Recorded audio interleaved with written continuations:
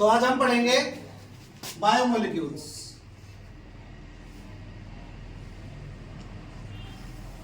Biomolecules, तो biomolecules क्या होता है?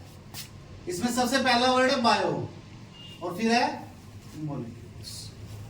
बायो का मतलब क्या होता है? लाइफ, और मोलिक्यूल्स मतलब मोलिक्यूल्स, वो मोलिक्यूल्स जो लाइफ के लिए एसेंशियल है। तो biomolecules are the molecules which are lifeless but essential for human life. खुद लाइफलेस होते हैं बट हमारी लाइफ के लिए एसेंशियल होते हैं, उनको बोलते हैं बायोमोलिक्यूल्स। ठीक है, biomolecules are the molecules which are lifeless and essential for human life. कौन कौन से एग्जांपल ले लीजिए, जैसे carbohydrates, vitamins, protein, lipids, sugar, hormones, ये लगभग सारे जो बायोमोलिक्यूल्स है वो ह्यूमन लाइफ के लिए जरूरी है। अब इसमें से आपके सिलेबस में कौन कौन से हैं? Carbohydrate, vitamin, protein and hormones. ठीक है, बाकी आपके सिलेबस से कटे हुए हैं। तो सबसे पहले अब हम बायोमोलिक्यूल्स में पढ़ेंगे कार्बोहाइड्रेट्स के बारे में कि कार्बोहाइड्रेट्स क्या होते हैं। तो देखो, biomolecules are the molecules which are lifeless and essential for human life. तो उसमें सबसे पहला है आपका कौन सा? कार्बोहाइड्रेट्स। बेटा दवाई लेकर आती, इतनी खांसी है तो पानी वाली पिलाओ, यही सही होती क्या? कार्बोहाइड्रेट्स, तो सबसे पहले कार्बोहाइड्रेट्स को ये माना जाता था जिसमें कार्बन और हाइड्रोजन दोनों, उसको कार्बोहाइड्रेट्स बोलते हैं। ठीक है, कार्बोहाइड्रेट्स क्या होते हैं? जिसमें कार्बन और हाइड्रोजन, बट बाद में स्टडी से पता चला कार्बन और हाइड्रोजन तो हाइड्रोकार्बन में भी होता है, कार्बन और हाइड्रोजन हाइड्रोकार्बन में भी होता है। तो कार्बोहाइड्रेट्स को एक अलग डेफिनेशन दी गई। कार्बोहाइड्रेट किसको बोला गया? कार्बोहाइड्रेट बोला गया जिसके अंदर क्या हो? Polyhydroxy aldehyde. क्या हो? Polyhydroxy aldehyde. Poly means many, hydroxy मतलब OH, जिसमें क्या हो? मैनी OH ग्रुप हो और साथ में एल्डिहाइड मतलब CHO। ठीक है, polyhydroxy aldehyde. Poly means many, hydroxy मतलब OH, जिसमें बहुत सारे OH ग्रुप और साथ में कौन सा ग्रुप हो? CHO aldehyde. या फिर दूसरा कहा गया पॉलीहाइड्रोक्सी कीटोन। तो पॉलीहाइड्रोक्सी का मतलब तो वही मैनी OH और साथ में कौन सा ग्रुप हो? कीटोन। तो कार्बोहाइड्रेट्स आपके वो बायोमोलिक्यूल्स होते हैं जिनके अंदर OH ग्रुप हो और उनके साथ साथ या तो CHO ग्रुप हो या फिर CO ग्रुप, या तो एल्डिहाइड ग्रुप हो या कीटोन ग्रुप हो। ठीक है, तो carbohydrates are the biomolecules which have polyhydroxy aldehyde और पॉलीहाइड्रोक्सी कीटोन। अब ये जो है कार्बोहाइड्रेट का दूसरा नाम होता है सैकराइड्स। कार्बोहाइड्रेट का ही दूसरा नाम क्या होता है? सैकराइड्स। ये सैकराइड वर्ड जो है ग्रीक भाषा के एक वर्ड होता है सैकरीन, उससे लिया गया है, और सैकरीन का मतलब होता है शुगर। ठीक है, कार्बोहाइड्रेट ग्रीक भाषा के सैकराइड वर्ड से लिया गया है, सैकराइड सैकरीन से लिया गया, और सैकरीन का मतलब होता है शुगर। तो बेसिकली कार्बोहाइड्रेट कौन होते हैं? शुगर होते हैं। ठीक है, आर्टिफिशियल शुगर की बात नहीं कर रहा मैं, आर्टिफिशियल स्वीटनर अलग होते हैं, यहाँ पे मैं बात कर रहा हूँ शुगर की। ठीक है, कार्बोहाइड्रेट्स। तो कार्बोहाइड्रेट्स मेनली क्या हुए? पॉलीहाइड्रोक्सी एल्डिहाइड या पॉलीहाइड्रोक्सी कीटोन। और जनरली अगर आपको समझना है तो कार्बोहाइड्रेट का मतलब होता है शुगर। ठीक है, अब इसी के ऊपर इनकी टाइप्स आती है। कार्बोहाइड्रेट्स कितने तरह के होते हैं? तो मोनोसैकेराइड, डाइसैकेराइड, ट्राइसैकेराइड, पॉलीसैकेराइड, इस तरह से। तो देखो किस तरह से। सबसे पहले मैं सबसे स्मॉलेस्ट यूनिट बताऊंगा कार्बोहाइड्रेट की। सबसे स्मॉलेस्ट यूनिट क्या होती है? कार्बोहाइड्रेट की सबसे जो स्मॉलेस्ट यूनिट होती है वो होती है C6H12O6। ये कार्बोहाइड्रेट की सबसे स्मॉलेस्ट यूनिट है इस यूनिट को फर्दर हम हाइड्रोलिसिस नहीं कर सकते। इसके अलावा और कार्बोहाइड्रेट भी इसको हम नहीं तोड़ सकते। इस यूनिट का नाम आपने देखा होगा C6H12O6, क्या नाम होता है इसका? ग्लूकोज या फिर फ्रक्टोज। ये वही यूनिट है, ग्लूकोज या फ्रक्टोज, सबसे लेस कार्बोहाइड्रेट यूनिट है, इसको और ज्यादा पार्ट में नहीं तोड़ सकते। तो ये होती है सबसे पहले, जिसका नाम है मोनोसैकेराइड। क्या है? मोनोसैकेराइड। मोनो मतलब एक, सिंगल, जिसके अंदर एक सिंगल सैकेराइड होगा, मतलब वो कार्बोहाइड्रेट यूनिट जिसको फर्दर हाइड्रोलिसिस ना किया जा सके। ठीक है, वो कार्बोहाइड्रेट यूनिट जिसको फर्दर हाइड्रोलिसिस नहीं किया जा सकता उसको बोलते हैं मोनोसैकेराइड। एग्जांपल आपके सामने है, ग्लूकोज, फ्रक्टोज। ठीक है, ग्लूकोज एंड फ्रक्टोज। उसके बाद आता है आपका डाइसैकेराइड। डाइसैकेराइड कौन से होंगे? डाई मतलब दो। तो ये वो कार्बोहाइड्रेट होते हैं जो हाइड्रोलिसिस होने पे दो मोनोसैकेराइड दे। जैसे एग्जांपल ले लेते हैं, C12H22। सुक्रोज है, सुक्रोज का हाइड्रोलिसिस किया। हाइड्रोलिसिस मतलब वाटर ऐड किया इसमें, तो ये दो यूनिट में टूटेगा। कौन कौन सी दो यूनिट? C6H12O6 plus C6H12। एक यूनिट होगी किसकी? ग्लूकोज की, और एक किसकी होगी? ठीक है, तो डाइसैकेराइड वो कार्बोहाइड्रेट होगा जो दो मोनोसैकेराइड में टूट जाएगा। इस तरह ट्राइसैकेराइड कौन सा होगा? जो तीन में टूट जाएगा, क्योंकि सबसे स्मॉलेस्ट इसी में टूट सकता है। ठीक है, एक आता है पॉलीसैकेराइड। पॉलीसैकेराइड कौन सा होगा? पॉली मतलब मैनी, जो बहुत सारे सैकेराइड में टूट सकते। ठीक है, अब जैसे डाइसैकेराइड का एग्जांपल होगा, तो ये हो गया सुक्रोज, एक होता है माल्टोज, उसका भी फॉर्मूला यही होता है, एक होता है लैक्टोज, उसका भी फॉर्मूला यही होता है। तो लगभग फॉर्मूला यही होता है। ठीक है, पॉलीसैकेराइड कौन सा हुआ? पॉलीसैकेराइड क्या बताया मैंने, कौन सा होगा पॉलीसैकेराइड? पॉलीसैकेराइड कौन सा होगा? जो मैनी कार्बोहाइड्रेट यूनिट में टूट जाएगा। ठीक है, पॉलीसैकेराइड। जैसे एग्जांपल हो गया सेलुलोज हो गया और स्टार्च। ठीक है, सेलुलोज और स्टार्च, ये वो कार्बोहाइड्रेट है जो बहुत सारी मोनोसैकेराइड्स में टूट जाते हैं। अच्छा, इसमें एक और आता है, दैट इज ओलिगोसैकेराइड। ओलिगोसैकेराइड वो कार्बोहाइड्रेट होता है जो फ्यू 2 to 7 यूनिट, फ्यू मतलब 2 से 7 यूनिट तक कार्बोहाइड्रेट दे आपको, 2 से 7 यूनिट तक मोनोसैकेराइड दे। 2 देते, 3 देते, 4 देते, मतलब ट्राइसैकेराइड इसी के अंदर आता है। ठीक है, oligosaccharide are the carbohydrate which on hydrolysis gives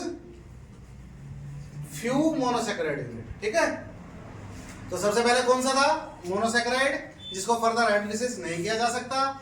disaccharide, जिसको दो मोनोसैकेराइड में हाइड्रोलिसिस किया जा सकता है। ट्राइसैकेराइड, जिसको 3 में किया जा सकता है। पॉलीसैकेराइड, जिसको बहुत सारे मोनोसैकेराइड में हाइड्रोलिसिस किया जा सकता है। और ओलिगोसैकेराइड, जिसको फ्यू में किया जा सकता है।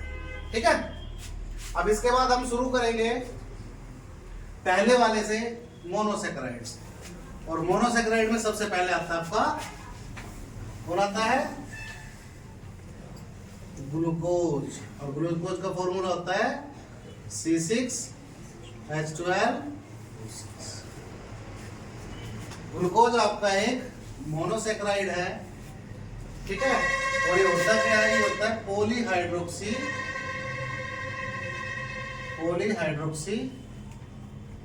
एल्डिहाइड। क्या होता है? Polyhydroxy aldehyde. इसमें मतलब बहुत सारे हाइड्रोक्सी ग्रुप होते हैं और साथ में एल्डिहाइड। ठीक है, तो मैं इसको देखो बना के दिखा रहा हूं आपको। सबसे पहले नंबर पे होता है इसमें CH2, second, third, fourth, fifth और सिक्स्थ। 6 कार्बन ले लिए मैंने लाइन से इस तरह से। सबसे लास्ट वाला होगा CH2OH। सबसे पहला कौन है? सबसे पहला एल्डिहाइड, सबसे पहला एल्डिहाइड है। सबसे लास्ट वाला CH2OH। नंबर दे देता हूँ 1 2 3 4 5 एंड 6। तो बाकी इसका स्ट्रक्चर कैसे बनाएंगे हम? तो देखो, अगर आप ऐसे हो तो ये आपकी राइट साइड है, ये आपकी लेफ्ट साइड है।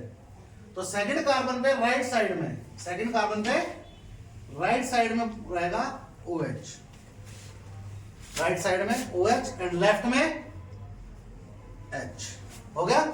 सेकंड कार्बन पे राइट साइड में OH, लेफ्ट में H।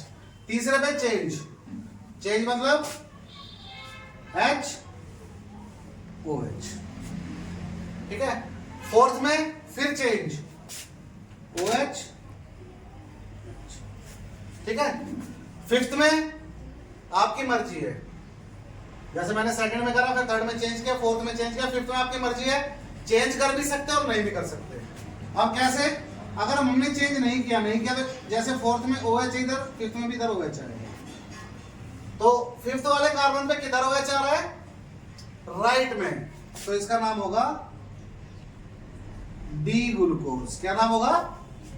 डी। डी मतलब डेक्स्ट्रो, डेक्स्ट्रो मतलब राइट, ठीक है। फिफ्थ पोजीशन पे अगर राइट साइड में OH आ रहा है तो उसका नाम होगा डी ग्लूकोज। और अब ये कहते हो कि सर हम चेंज कर दे, चेंज कर दो भाई, इधर H इधर OH, तो इसका नाम चेंज हो जाएगा एल ग्लूकोज, लीवो ग्लूकोज, ठीक है। तो डी और एल में फर्क समझ आया? डी ग्लूकोज और एल ग्लूकोज कहां से पता करेंगे हम? फिफ्थ पोजीशन से। फिफ्थ पोजीशन पे अगर राइट में OH है तो डी ग्लूकोज, लेफ्ट में OH है तो एल ग्लूकोज। अब इसमें देखो क्या क्या हुआ, एक तो हो गया एल्डिहाइड, एक एल्डिहाइड यूनिट हो गई। ये बेटा चारों सेकेंडरी अल्कोहल है या नहीं है? देखो ये अल्फा हो गया, ये बीटा सेकेंडरी, ये भी सेकेंडरी, ये भी सेकेंडरी, ये भी सेकेंडरी, ये प्राइमरी है क्योंकि ये सिर्फ एक साइड जुड़ा हुआ है।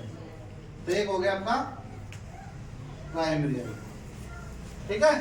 तो आपका ग्लूकोज के अंदर क्या क्या होता है? ग्लूकोज में एक एल्डिहाइड यूनिट होती है, 4 सेकेंडरी अल्कोहल होते हैं और एक प्राइमरी, ठीक है। ये ग्लूकोज का स्ट्रक्चर है।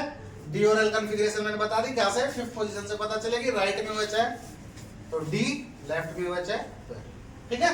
ये स्ट्रक्चर, तो ये हो गया आपका ग्लूकोज का स्ट्रक्चर, जिसको ओपन चेन स्ट्रक्चर भी बोलते हैं हम। अब हम पढ़ेंगे ग्लूकोज का साइक्लिक स्ट्रक्चर, ठीक है। साइक्लिक स्ट्रक्चर में ग्लूकोज के में सबसे पहले आता है इसका फिशर प्रोजेक्शन। किस तरह से होता है फिशर प्रोजेक्शन वो देख लो। ये तो आपका ओपन चेन हो गया। अब साइक्लिक स्ट्रक्चर देखो कैसे होगा। साइक्लिक स्ट्रक्चर में सबसे पहले जो बात याद रखने वाली है वो ये है कि जो लिंकेज होगी वो ग्लाइकोसाइडिक लिंकेज होगी और किस किस कार्बन के बीच होगी? फर्स्ट और फिफ्थ के बीच होगी, ठीक है। ग्लाइकोसाइडिक लिंकेज होगी, किसके बीच होगी? फर्स्ट और फिफ्थ के बीच। CHO को मैं खोल के लिख सकता हूं भाई, ऐसे लिख दिया मैंने, C डबल बॉन्ड O और इधर H, CHO हो गया। अब ये फिफ्थ जो पोजीशन है इस पे जो H है ये चला जाएगा यहाँ से और ये डबल बॉन्ड ब्रेक हो जाएगा। जब ये बॉन्ड ब्रेक होगा तो इसका H यहाँ और इस ऑक्सीजन ने यहाँ बॉन्ड बना रखा है, इसका एक बॉन्ड टूट गया, वो बॉन्ड ये इसके साथ। इस ऑक्सीजन को यहाँ दिखा दो, चाहिए ऐसे दिखा दो, ऐसे ये ऑक्सीजन ने यहाँ बॉन्ड बना दिया, ठीक है। किस किस की लिंकेज है? फर्स्ट और फिफ्थ की। दोबारा देख लो एक बार, क्या था? ये इस तरह से था, OH इधर है, ये डबल बॉन्ड हो गया है, ये बॉन्ड ब्रेक होगा, यहां से H ब्रेक होगा, 5 पोजीशन से यहां से फोल्ड हो जाएगा तो नजदीक आ जाएंगे दोनों, H यहां आ जाएगा। अब इस C का एक बॉन्ड बच गया और इस O का एक बॉन्ड बच गया, ये दोनों आपस में बॉन्ड बना लेंगे। इस ऑक्सीजन ने इधर तो बॉन्ड बना ही रखा था, इधर भी बॉन्ड, ऑक्सीजन कॉमन हो गया। इस लिंकेज का नाम होगा ग्लाइकोसाइडिक, ठीक है, ग्लाइकोसाइडिक लिंकेज। इस प्रोजेक्शन का नाम है फिशर प्रोजेक्शन। अब इसका ये भी दो तरह का होगा, अल्फा और बीटा। अल्फा और बीटा इसका कैसे पता चलेगा? जैसे डी और एल पता चला था मैं फिफ्थ पोजीशन से, वैसे ही साइक्लिक स्ट्रक्चर में अल्फा और बीटा पता चलेगा फर्स्ट पोजीशन से। ये फर्स्ट पे, अगर फर्स्ट पे OH राइट में है और H लेफ्ट में है, OH राइट में है और H लेफ्ट में है तो अल्फा, और अगर ये ऐसे हो जाता H इधर OH इधर तो ये हो जाता, ठीक है। अल्फा और बीटा ग्लूकोज कहां से पता चलेगा? अल्फा और बीटा ग्लूकोज पता चलेगा फर्स्ट पोजीशन से। फर्स्ट पे राइट में OH है तो अल्फा, लेफ्ट में OH है तो बीटा। अब इसी का एक प्रोजेक्शन हो रहा था, that is Haworth projection. Haworth projection जो है ये भी एक साइक्लिक स्ट्रक्चर है जिसमें ग्लूकोज जो है वो क्या बनाता है? हेक्सोज बनाता है। क्या बनाता है? एक्सोस, देख लो इसका एक्सोस।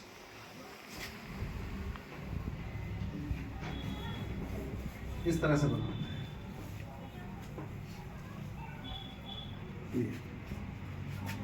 ऑक्सीजन कौन कौन सी पोजीशन में कॉमन है? फर्स्ट में, और इसका मतलब ये फर्स्ट होगी, ये फिफ्थ होगी, ये सेकंड, थर्ड, फोर्थ। फिफ्थ के ऊपर बेटा हमेशा मिलेगा आपको सिक्स्थ, सिक्स्थ हमेशा फिफ्थ के ऊपर रहेगी। लिख दिया। अब उसके बाद जैसे इसके अंदर है वैसे इसमें लिखने हैं।